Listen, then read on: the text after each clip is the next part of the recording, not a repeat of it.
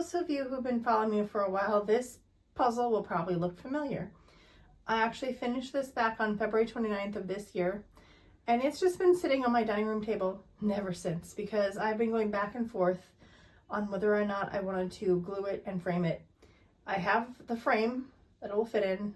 I have everything I need to get it done.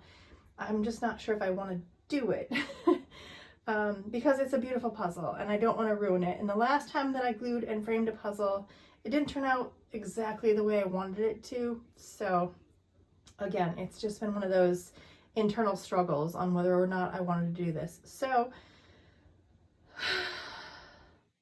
we're gonna do it. I'm done seeing this. I don't want to take it apart. I want to leave it, and I want to see this in my office. That's basically where I'm at with this, because it's gorgeous. It's a stunning puzzle. I've never been to London, but when I do, these are all the sites that I want to see.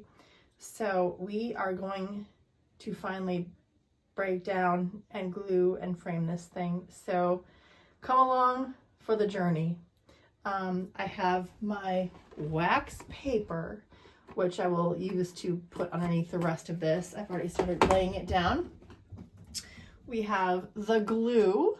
This is the puzzle glue from Masterpieces, which I used for my last puzzle, and it turned out fine. It wasn't terrible. I just don't think that I knew exactly what I was doing throughout the process to actually do it right. And now I kind of have an idea. So I'm reusing this because it did work well.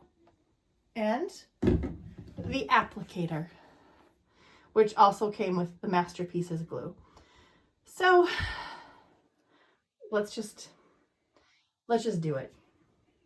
I sped this part up because it wasn't all that exciting. I placed the wax paper underneath the puzzle.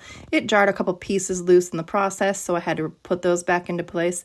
Then I took my glue and poured it everywhere, quickly grabbed my applicator and started spreading the glue everywhere. This is one of those processes where you have to work fast. It's glue and it will dry, so you need to make sure it's in all the crevices and it gets to every square inch of the puzzle.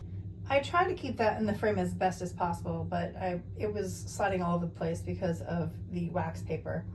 Regardless, the front side is done and we'll come back probably tomorrow. I want to make sure this is good and dried before I flip it over and try to do the back side.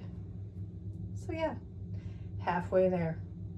So it's the next day and this thing is dry. I was actually going to flip it over and do the back side, but it's pretty sturdy as is. And since I'm gonna frame it, it should be good to go. So we can get rid of all this. We'll move this to the side for a minute. Bring in our frame. I'm going to take a quick Swiffer cloth to this to make sure there's no cat hair on it, because that is a possibility around here. And then take our puzzle and lay it in here somewhat centered.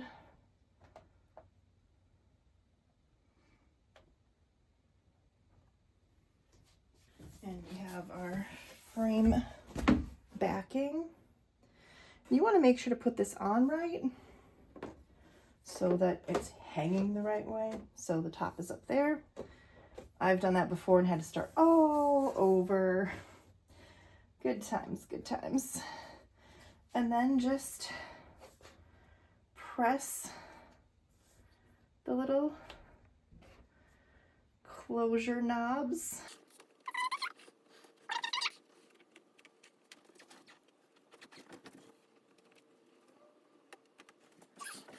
And